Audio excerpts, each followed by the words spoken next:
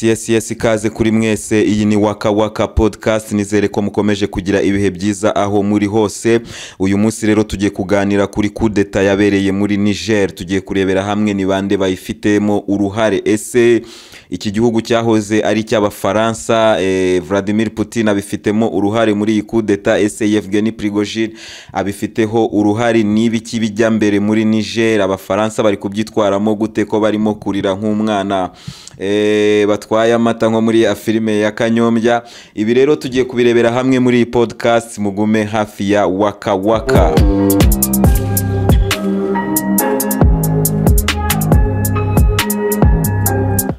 Yes, rero twarayibonye coup d'etat yabereye ahangaha muri Niger, aho umukoloneli witwa Adraman waje ari kumwe n'abandi bofisiye bakomeye mu gisirikare cya Niger. Bavuga ko perezida akuweho, bavuga ko ndetse n'ubuyobozi bwose bwa Niger bugendeye ku itegeko nshinga bubaye buhagaritswe. Bavuga ko bagiye gushyira ibintu ku murongo, ibintu bikaba bigiye kuyoborwa n'aba basirikare. Ibintu rero bivugwa ko uyu perezida Mohamed Bazoum yabashije gufungirwa muri presidence. Abantu benshi bakaba bakomeje kwamagana iyi coup d'etat, aho Abanyamerika, Abanyaburayi, Abafaransa of course, na Vladimir Putin nawe mu nama yamuhuzaga n'Abanyafrika yabashije kwamagana iyi coup d'etat, avuga ko Abarusiya batemera coup d'etat. Ariko nanone yibutsa Abanyaburayi yuko coup d'etat zose zisa. Yibutsa Abanyaburayi ko niba mudashyigikiye coup d'etat muri Afrika, mwagombye no kudashyigikira coup d'etat yabereye muri Ukraine, itumye ibintu bigera aho bigeze. Uyu rero Mohamed Bazoum yafungiwe muri presidence. Abamushyigikiye ntago bari kugaragara ku mihanda, ahubwo haragaragara Abanyaniger barimo kubyina intsinzi. Abanyaniger barimo gutwika amadrapo y'Abafaransa ku mihanda. Abanyaniger bacanye imiriro, bashatse no gusenya ambasade y'Abafaransa.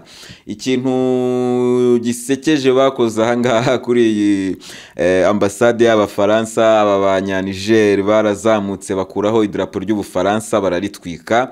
Ubundi bazamura idrapo rya Russia, bazamura idrapo ry'Uburusiya hejuru ku nyubako za ambasade y'Abafaransa ahangaha muri Niger. Nkuko mubibona aho ngaho, idrapo ry'Abafaransa ni idrapo ry'Abarusiya, ni ryo ngiryo riba rifite ubururu hagati.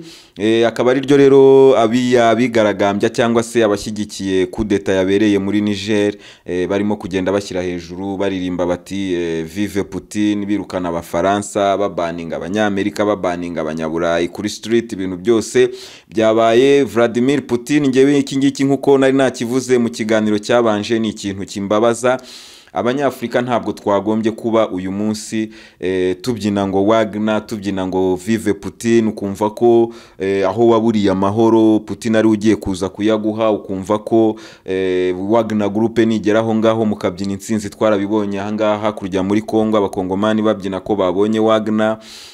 Twarabibonye muri za Mali, za hehe. Ngewe iki kintu ni ikintu kimbabaza, ariko nkakibona cyane muri ibi bihugu byakolonijwe n'Abafaransa. Ibihugu byakolonijwe n'Abafaransa ni ibihugu byasigaye inyuma mu buryo bwose bushoboka, haba mu by'ubukungu, haba mu by'uburezi, haba mu bya gisirikare. Ni ibihugu biri inyuma. Ni nayo mpamvu ujya kumva kapitene araje yahiritse ubutegetsi, ukumva abaye perezida, nyine bikanarangira bibaye nuko nguko. Nyine Abafaransa niko nanjye kuvuga ngo niko babareza, ariko niko ibi bihugu babifashe. Ntabwo bigeze babiteza imbere.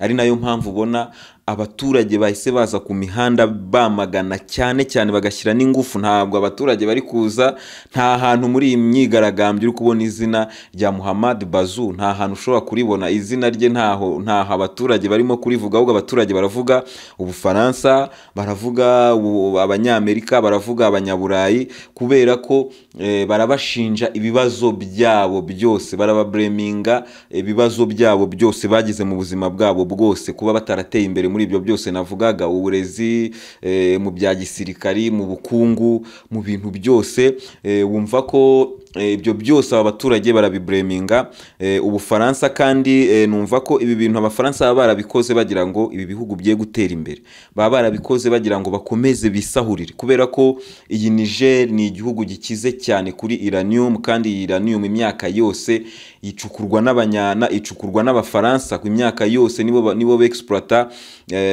ibiri mu butaka bwa Niger. Rero uyu munsi kuba Abanya-Niger babijunditse cyangwa se bari ku mihanda bamagana Abafaransa, ni ukubera ko ibyo byose abaturage baba babizi, ariko kubera ko leta y'Abafaransa igerageza gushyiraho ubutegetsi buburizamo ibyifuzo by'abaturage, niyo mpamvu umuturage yabonye ahamenera akavuga, Ubufaransa nyine baza batwika idarapo ryabo, bababwira bati nimutahe, ibyo mwakoze hano birahagije, Putin naza dutabare, Yevgeny Prigozhin naza dutabare.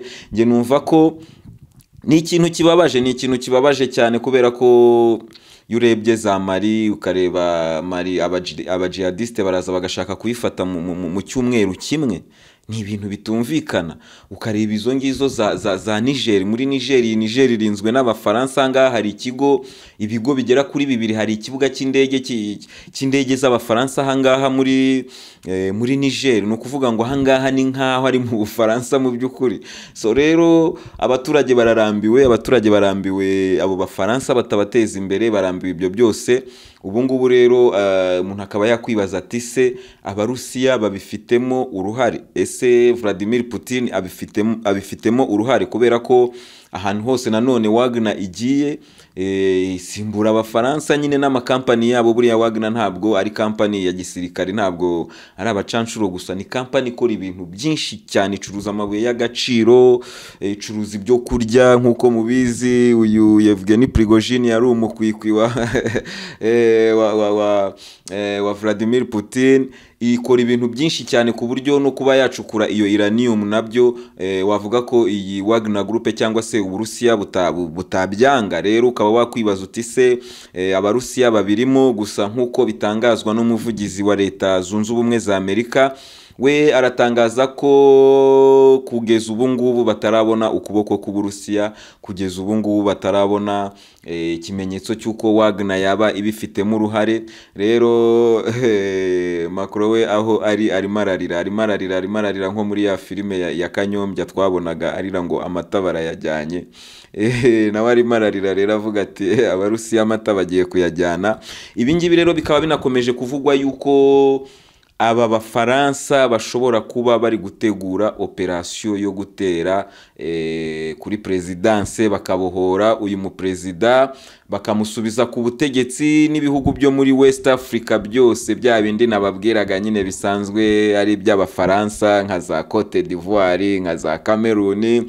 Biranavugwa ko Cote d'Ivoire yo rwose yafashe iyimbere mu gutangira gushyiriraho Niger ibihano, ariko bataranamubwira ngo urarye uri menge, kubera ko abanya Cote d'Ivoire ntabwo bishimiye uburyo Cote d'Ivoire ibanyemo n'Ubufaransa, ubusumbane buri hagati y'amasezerano. Buriya bino bihugu byose byakoronijwe n'Abafaransa biracyagendera ku masezerano basinyanye nabo mu gihe cy'ubukoroni. Niba uranium bari kwicukura bakubwiye igiciro bayifatiraho muri Niger, warira, ariko nyine bagomba gushyiraho umuyobozi wabo uzakavaringa ibyo ngibyo byose ntibijye hanze. Ari nayo mpamvu uyu munsi abantu bavuga bati byibura Putin naza yicukurire turebe ko twakunguka kurenzaho, cyangwa se turebe ko twabonamo inyungu irengejeho. Gusa nge nkaba nababwira ko ibi ngibi bikomeje kuvugwa ko aba Bafaransa bashobora kuba bari gutegura operasiyo yo gutera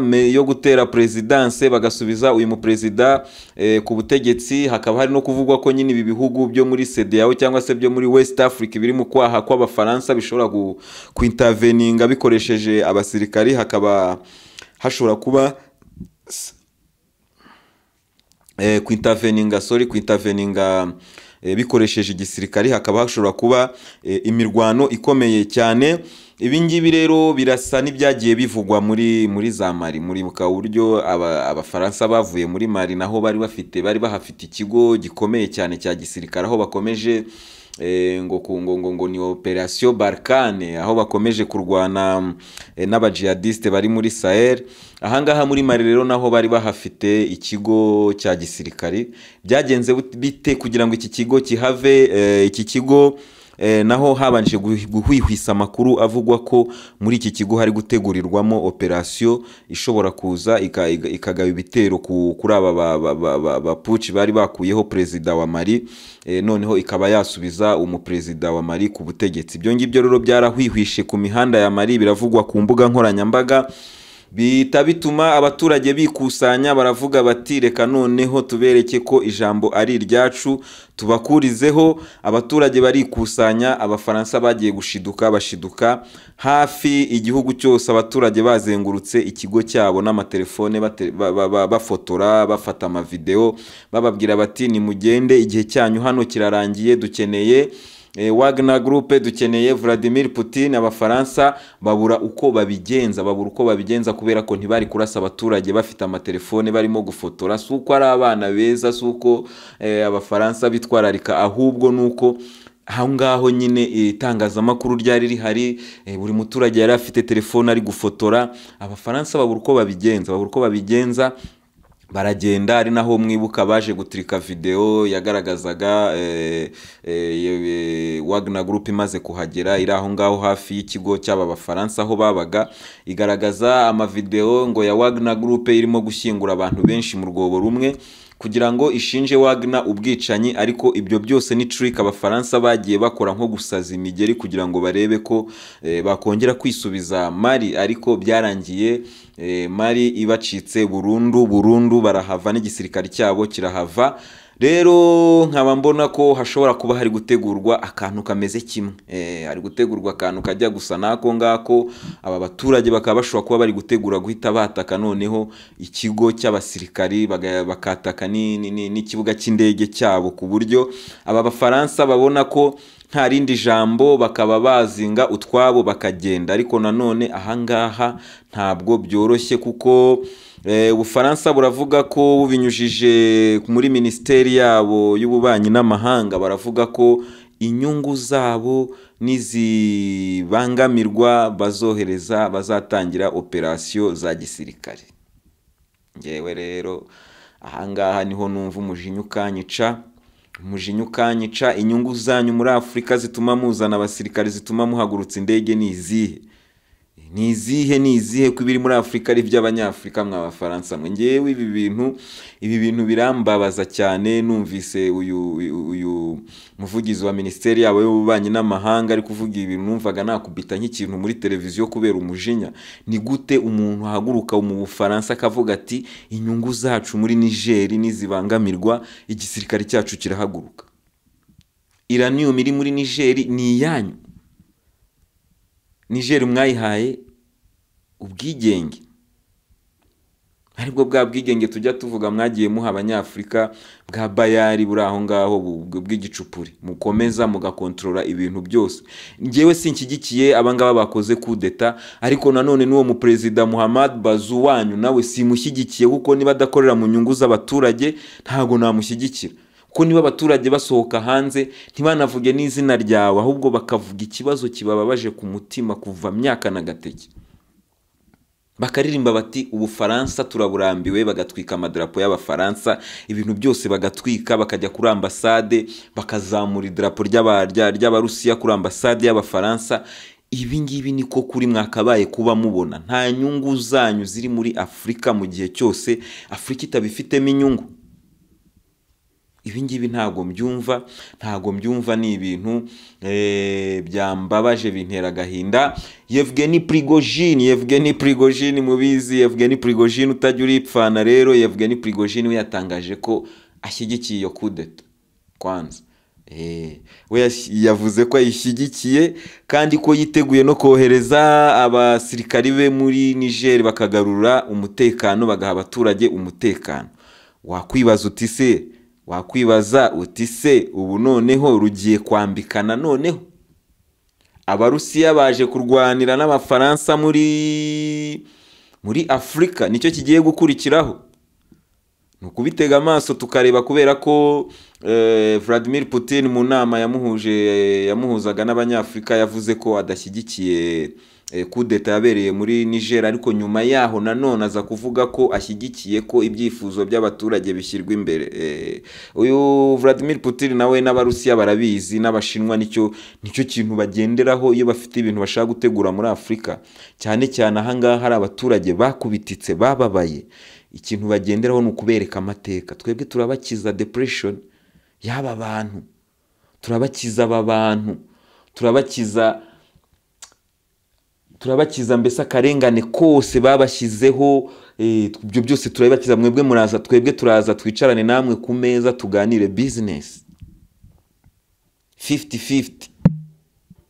Aribyo aba Bafaransa badakozwa. Niyo mpamvu aba Bafaransa bagifite ibihugu birimo Gabo buriya iracyari yabo, nubwo uyu muhungu wa Bongo afite ukuntu abashaka guhindura ibintu, ariko ntabwo biramukundira kubera ko influence y'Abafaransa irakomeye cyane muri Gabo.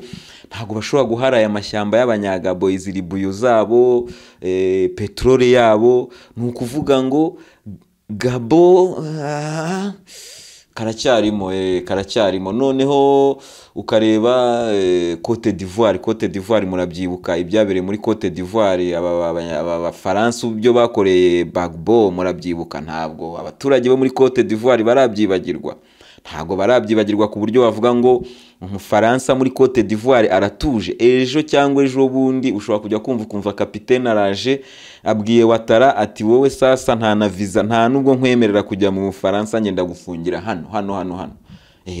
Urumva Gbagbo ni umuntu ubayeho kubera impuhwe z'Abafaransa.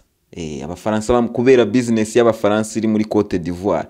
Nujya muri Cameroon ho ni kure kubi. Muri Cameroon ho Abanyakameruni barababaye cyane kubera perezida wabo wibera hehe, wibera mu Bufaransa, ibintu byose akorera Ubufaransa, uriya yibera Champs-Élysées. Urumva ibyo rero abaturage baba babizi. Ushobora kubanigana ijambo, ariko iyi nzira itangiye kugenda ifunguwe n'Uburusiya, ifunguwe n'intambara. Niyo mpamvu mbabwira ibyiza by'iyi ntambara iri muri Ukraine Afurika ishobora kungukiramo, nuko Afurika ishobora kugira ijambo ku rwego mpuzamahanga. Uyu munsi Abanyamerika baringinga Abanyafurika ngo mufate uruhande. Nyabuneka mwereka Abarusiya ko ari twebwe ba metre. Abanyafurika bakavuga bati wapi, twebwe ntago dufata uruhande, turareba udufitiye inyungu. Icyo ni ikintu cyiza kuri Afurika. Iterambere ry'Ubushinwa n'ishoramari ryabo muri Afurika, ibyo byose birongera ijambo ibi bihugu by'Abanyafurika. Niyo mpamvu uzajya kumva kapitene araje araguhiritse, abaturage baramushyigikiye, n'abandi basirikari bari basigaye bakagushyigikiye bakabona ko ntaho batoborera, ahubwo bagahitamo nabo gushyigikira kapitene uzaba wakoze kudeta. Niyo mpamvu nge navuga ko ibi bihugu byahoze ari iby'Abafaransa, Abafaransa babisigaje inyuma ku bushake bwabo kugira ngo bazakomeze babikande uko bashaka. Ariko uyu munsi aba bakapitene bari gukora za kudeta bagahita babona support ya Wagner, bagahita babona support y'Abarusiya na contract zabo bafitanye n'Abashinwa. Murabiza Abashinwa ibyo bintu ntibajya babyivangamo, zigakomeza zikaraninga. Ibyo ngibyo biri gutuma ibihugu byinshi bya Afurika bigenda bibohoka imbohe y'amateka mabi y'ubukoloni.